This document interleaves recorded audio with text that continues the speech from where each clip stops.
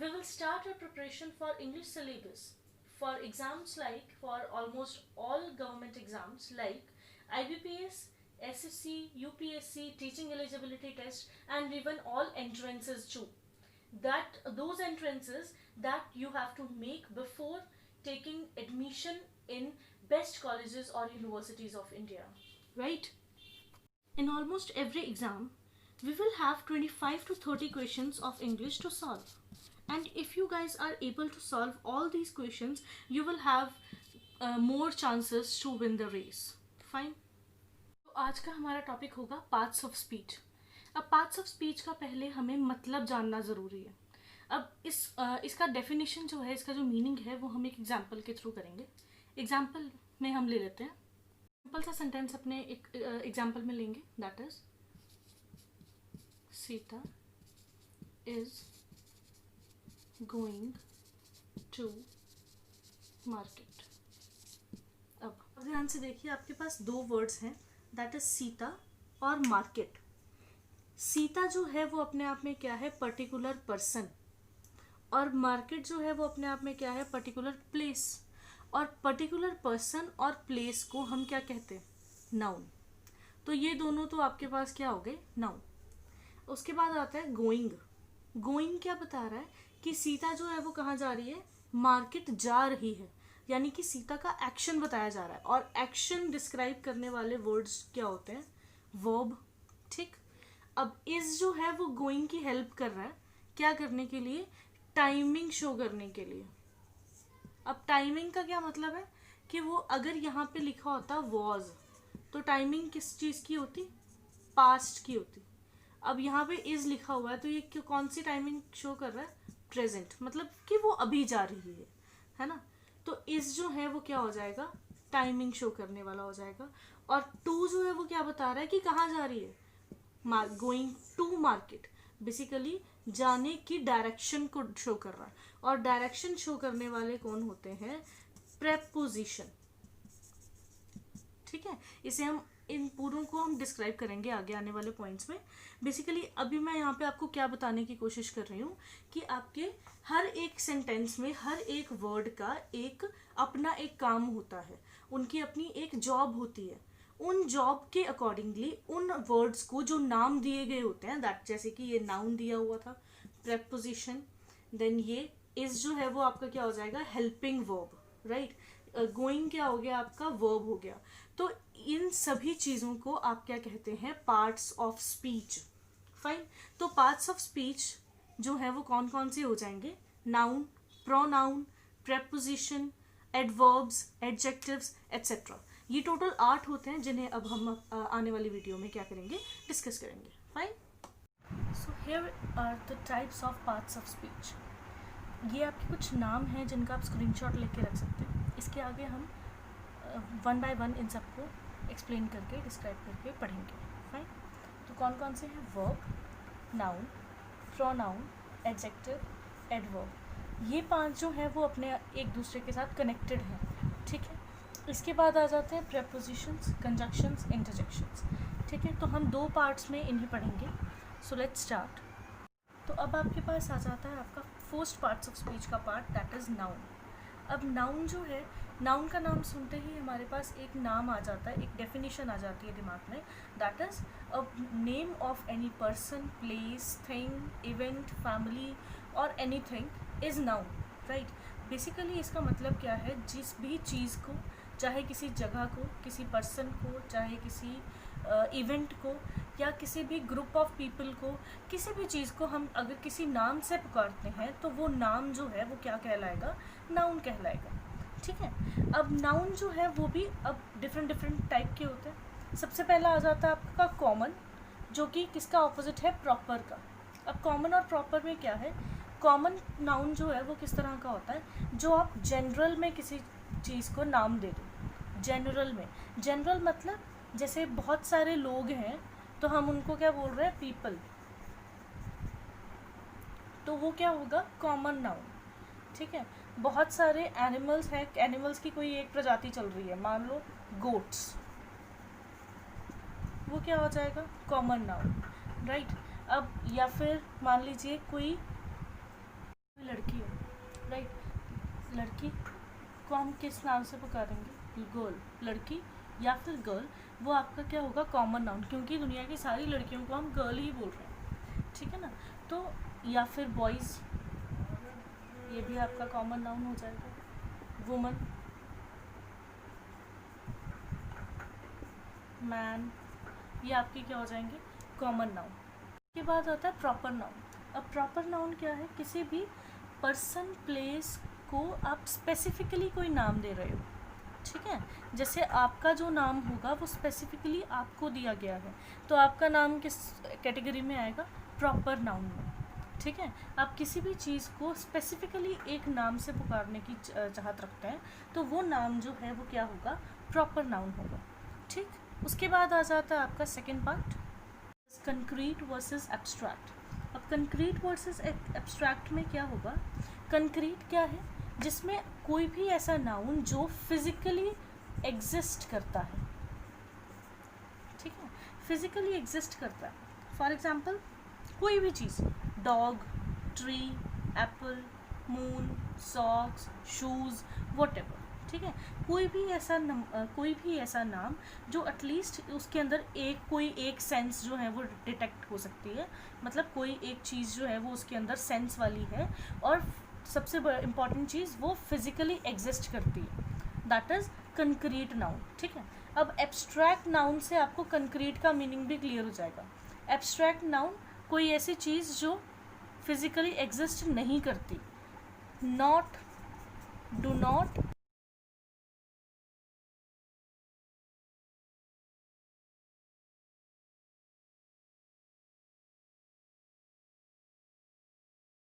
Concrete versus abstract. अब concrete versus abstract में क्या होगा?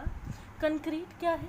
जिसमें कोई भी ऐसा नाउन जो फिजिकली एग्जिस्ट करता है, ठीक है, फिजिकली एग्जिस्ट करता है।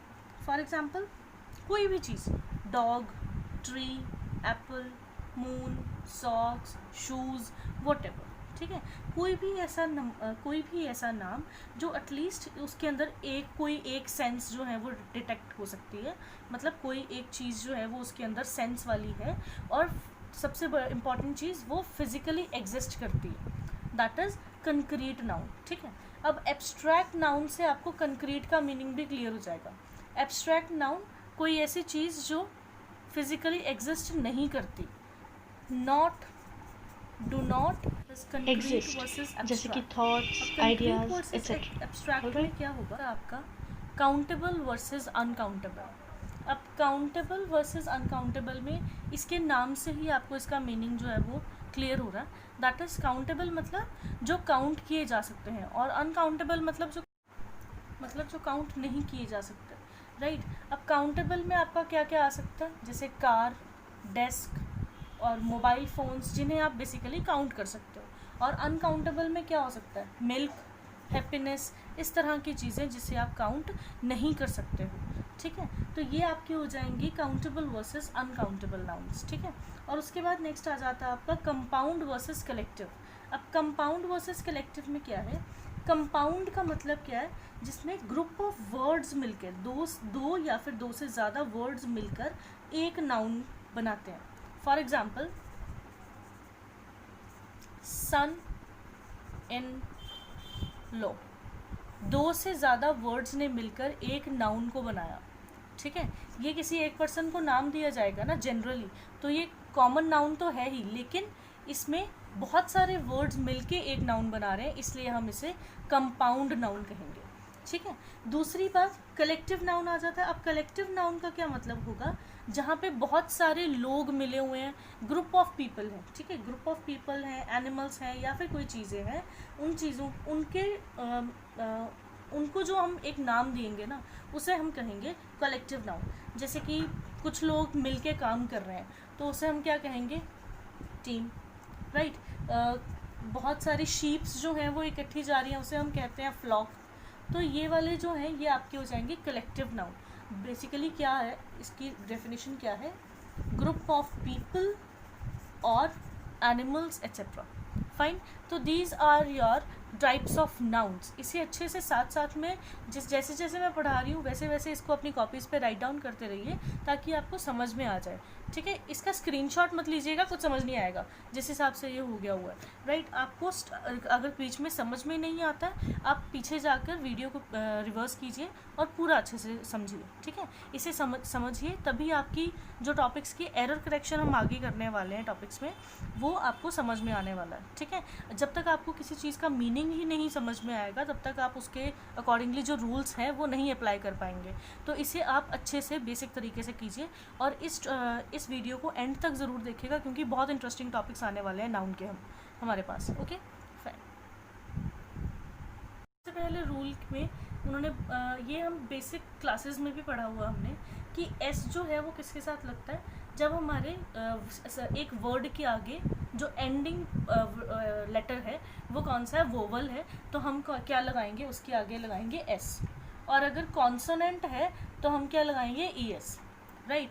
लेकिन सिर्फ इतनी सी चीज़ नहीं है ये, ठीक है, इसके आगे भी डिटेल में हमने पढ़ना है, ये ध्यान से देखिएगा। अब हम क्या करने वाले हैं, अब इसके बाद हम करने वाले हैं rules of noun, right. Noun के रूल्स जो हैं उसमें सबसे पहला आपका रूल आ जाता है कि यूज़ ऑफ एस और ई एस जो है वो नाउन के साथ किस तरह से करना है, राइट। ये हम बिल्कुल बेसिक से करेंगे, इसे अच्छे से देखिए वीडियो के एंड तक, आप बहुत नई नई चीज़ें आपको सीखने को मिलेंगी, ठीक। यूज़ ऑफ एस और ई एस विद नाउन, यानी कि किसी भी सिंगुलर नाउन को अगर आपको प्लूरल में कन्वर्ट करना है तो कौन से नाउन के साथ एस लगेगा, कौन किसे के साथ ई एस लगेगा, ये हम थोड़ी डिटेल में करेंगे, ठीक है। सो रूल नंबर 1 में सबसे पहला रूल, इसके आगे फर्दर एक और पॉइंट है कि अगर आपका सिंगुलर कॉमन नाउन जो है वो S, double S, S H, C H, X या फिर जेड से ख़त्म होता है, यानी कि इन लेटर्स के साथ ख़त्म होता है, तो उसके आगे क्या लगेगा, ई एस। एग्जाम्पल ले सकते हैं इसके लिए, बसेस, बुशेस, ठीक है। इस तरह की चीज़ों के आगे जो वर्ड्स आपके इन लेटर्स के साथ एंडिंग होंगी उनकी आगे हम क्या लगाएंगे, ई एस लगाएंगे। ये था रूल नंबर 1 में फर्स्ट पॉइंट। ये रूल नंबर 1 में की ही बात हो रही है और काफ़ी देर तक अभी यही चलती रहेगी। तो रूल नंबर 1 में फर्स्ट पॉइंट है कि S, double S, S H, C H, X और जेड अगर आपकी एक वर्ड की एंडिंग है तो उसके आगे प्लूरल में जब उसे कन्वर्ट करेंगे तो उसके आगे ई एस लग जाएगा, फाइन। अब फर्स्ट रूल में ही आपका सेकंड पॉइंट है कि अगर आपका एक वर्ड वाई से एंड हो रहा है या फिर वाई से पहले कॉन्सोनेंट है, ठीक है, ए, ई, आई, ओ, यू के अलावा जो दूसरे अल्फ़ाबेट्स होते हैं उन्हें हम क्या कहते हैं, कॉन्सोनेंट्स, ठीक है। तो या तो आपके वर्ड के एंड में वाई है या फिर वाई से पहले एक कॉन्सोनेंट है, तो उसके आगे आप क्या लगाएंगे, ई एस नहीं लगेगा, क्या लगेगा, आई ई एस। वो प्लूरल में कन्वर्ट होके क्या हो जाएगा, हम किस तरह से उसे प्लूरल में कन्वर्ट करेंगे, वाई की जगह आई ई एस लगाकर, फाइन। थर्ड पॉइंट में आपको क्या बता रखा है कि अगर आपका वर्ड वाई से एंड हो रहा है और वाई से पहले ए है, पहले हमने क्या पढ़ा था, वाई से एंड हो रहा है और वाई से पहले क्या था, कॉन्सोनेंट था, तो हमने क्या लगाना है, आई ई एस, ठीक है। अब यहाँ पे क्या है, वाई और वाई से पहले है वॉवल, फॉर एग्जाम्पल प्ले, ठीक है, एंड में वाई है और वाई से पहले क्या है, वॉवल है, तो यहाँ पे प्लूरल कन्वर्ट होके क्या हो जाएगा, सिर्फ एस लगेगा। अब यहाँ पे आई ई एस नहीं लगेगा, क्या लगेगा, एस लगेगा, ओनली एस, ओके। अब फर्स्ट रूल में ही आपका फोर्थ पॉइंट क्या आ जाता है कि अगर आपका कोई ऐसा वर्ड है जिसके एंड में क्या है, ओ, ठीक है, और ओ से पहले कॉन्सोनेंट है आपकी, कॉन्सोनेंट बिफोर ओ, तो भी आपका प्लूरल में कन्वर्ट होके उसके साथ क्या लगेगा, ई एस लगेगा। फॉर एग्जाम्पल पोटैटोज, आपने देखा एंड में ओ है इसलिए प्लूरल में आपका क्या आ जाएगा, E S, fine. Rule number 1 का 5th पार्ट क्या कहता है कि अगर आपके अगेन लास्ट लेटर जो है वर्ड का वो ओ है और उसके पहले वॉवल के पहले जो है ओ के पहले जो है वो वॉवल लगा हुआ है, तो आपको क्या करना है, सिर्फ एस का यूज़ करना है। ठीक, किस तरह से? फॉर एग्जाम्पल स्टीरियो, तो ये चेंज होकर प्लूरल में किस तरह से हो जाएगा? स्टीरियोज, सिर्फ एस ऐड होगा वहाँ पर। एक और एग्जाम्पल में देखें, रेडियो, तो रेडियो किस में चेंज हो जाएगा? Radios. That's it, fine. This was your 5th part of first rule. Rule number 1 का 6th पार्ट है। 6th पार्ट में उन्होंने कहा है कि अगर आपका लास्ट लेटर एफ है या फिर एफ ई है, ये दोनों अगर आपके लास्ट लेटर में है एक वर्ड के, तो आपका ये चेंज होकर प्लूरल में क्या बन जाएगा? V E S. For example thief, ये प्लूरल में क्या बन जाएगा? Thieves, right. एक और ले लेते हैं, हाफ, ये कितना हो जाएगा? Halves, fine. सो ये कुछ छोटे छोटे रूल हैं जिसको आपको समझना ज़रूरी है। आगे बढ़ेंगे रूल नंबर 2 पर। रूल नंबर 2 में आपका आ जाता है, दैट इज़, जैसे हम एक वर्ड है पुअर, ये एक तरीके से क्या शो कर रहा है? Quality, right. ये किसी चीज़ का नाम नहीं है, लेकिन फिर भी इसे हम एक सिचुएशन में क्या कहेंगे? नाउन के नाम से जानेंगे। कब? जब इसके आगे दी लग जाएगा। बेसिकली द प्लस क्वालिटी को हम क्या कहते हैं? एडजेक्टिव। दी प्लस एडजेक्टिव हमेशा क्या कहलाता है? आपका नाउन, राइट। उससे इम्पॉर्टेंट बात है कि ये सिर्फ नाउन नहीं, प्लूरल नाउन जाना जाएगा। सिंगुलर नाउन में इस चीज़ को हम नहीं लेंगे। जो द पुअर होगा वो आपका प्लूरल नाउन होगा। इसी के जैसे आप कुछ और वर्ड्स भी ले सकते हैं, जैसे कि the rich, the sick, the blind etcetera. इन सब चीज़ों को, इन सभी वर्ड्स को आप प्लूरल नाउन की तरह मानेंगे, फाइन। नेक्स्ट रूल है कि अगर आपके पास कुछ न्यूमरल्स में सेंटेंस आ जाए, जैसे मैं बोलूँ I have 22.5 oranges, right, 22 oranges. अब जैसे मैंने बोला 22 के साथ अगर आप कोई नाउन लगा रहे हो तो वो हमेशा कौन सा होगा? प्लूरल नाउन होगा, फाइन। 22 के साथ मैंने हाफ लगा दिया, तब भी प्लूरल नाउन होगा। तो बेसिकली कोई भी नंबर होगा अगर उसके आगे हमेशा प्लूरल नाउन लगेगा, एक से ज़्यादा नंबर बेसिकली, ठीक है। इसके बाद हम नेक्स्ट पॉइंट करेंगे आपका यूज़ ऑफ सेवरल नाउन्स, जिसमें आपका सबसे पहला वर्ड है ब्रदर। एक वर्ड है ब्रदर जिसका हम देखेंगे यूज़ किस तरीके से होता है। एक ब्रदर है मतलब भाई, ब्रदर का मतलब क्या है? भाई। अब ज़्यादा भाई होंगे तो हम क्या लिखेंगे? Brothers, right. इसका क्या मतलब है? ज़्यादा भाई, एक से ज़्यादा भाई हैं, ठीक है। अब एक वर्ड आ जाता है, इसका एक और प्लूरल वर्ड है, दैट इज़ ब्रेथरन। अब ब्रेथरन क्या होता है? एक ही समुदाय के अनेक लोग, ठीक है। मान लीजिए आप और आपके कुछ जान पहचान वाले लोग एक ही समुदाय से बिलोंग करते हैं, तो आप क्या लिखेंगे? उसके उन सब के लिए आप क्या बोलेंगे? We are brethren, right. तो ब्रदर्स और ब्रेथरन में ये फ़र्क है, और इस तरीके से आप ब्रदर का प्लूरल जो है वो यूज़ करेंगे। मान लीजिए आप अपने भाइयों की या फिर कज़न्स की बात कर रहे हैं तो वो ब्रदर्स लिखा जाएगा, और अपने किसी समुदाय की कोई एक कम्युनिटी की बात कर रहे हैं तो ब्रेथरन लिखा जाएगा, ओके। में नेक्स्ट पॉइंट है आपका क्लोथ, राइट। अब क्लोथ में आप क्या देखेंगे? आपके पास अगेन इसके भी प्लूरल नाउन्स जो हैं वो दो हैं, एक क्लोथ एंड दूसरा क्लोथ्स जिसमें ES लगा हुआ है, ठीक है। अब ये क्लोथ्स जो हैं इसका क्या मतलब है? Different type of clothes, different types, right. Jeans, कोई जीन्स पहन रहा है, कोई कुर्ता पजामा पहन रहा है, तो उस तरह की डिफ्रेंशिएशन को हम कहेंगे क्लोथ्स। ठीक है, अब भिन्न भिन्न प्रकार के कपड़े हो गए क्लोथ्स ये वाले।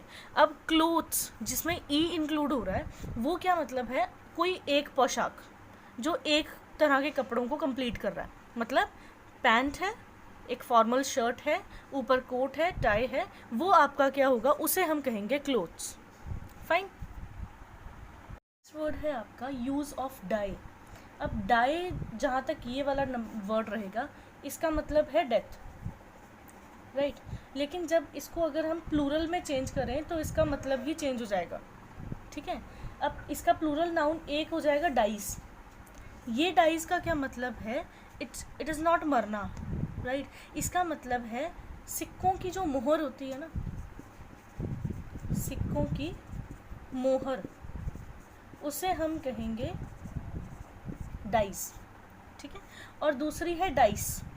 अब डाइस क्या है, जो हम लूडो में खेलते हैं, राइट, जो पासे फेंकना, राइट। तो these are the difference between singular meaning and plural meaning of the word. Fine. और ये कुछ अदर नाउन्स हैं जो आपकी स्क्रीन पे आपको दिख रहे हैं। ये कुछ ऐसे नाउन्स हैं जो आपको फिलिप्स के लिए काफ़ी यूज़फुल होंगे। एनडीए और आर्मी जीडी टाइप के एग्ज़ाम्स में फिलिप्स जो हैं वो काफ़ी आते हैं, तो वहाँ पे पूछ सकते हैं कि पीपल के आगे क्या आएगा, क्राउड आएगा, हर्ड आएगा या फ्लॉक आएगा। तो इस तरह के ऑप्शंस के साथ आपके पास ये फिलिप्स आ सकते हैं। तो ये बहुत इंपॉर्टेंट टॉपिक है आपके लिए, फ्री के नंबर्स होंगे ये। तो इसके जो इसके लिए आपको एक आपकी डिस्क्रिप्शन में PDF लिंक मैंने अवेलेबल करवाया हुआ है, तो आप प्लीज़ उस PDF से इसके जैसे और भी सेंटेंसेस को, नाउन्स को पढ़ सकते हो। तो इनको अच्छे से पढ़ लीजिएगा, ये बहुत इंपॉर्टेंट होने वाला है। ओके, और आज की वीडियो अब हम आज यहीं पे ख़त्म करते हैं। आज हमने नाउन किए हैं, अगली वाली वीडियो में हम करेंगे वर्ब्स। ठीक है, वर्ब्स विद इट्स रूल्स। तो हमारी चैनल को सब्सक्राइब कर लीजिए, बेल आइकन को दबा लीजिए, ताकि आगे आने वाली वीडियोस के बारे में आपको पहले पता चल जाए। ओके, तो अगर आपको वीडियो पसंद आई हो तो प्लीज़ लाइक कीजिए और अपने एग्ज़ाम्स की प्रिपरेशन साथ साथ में रखिए। Good luck.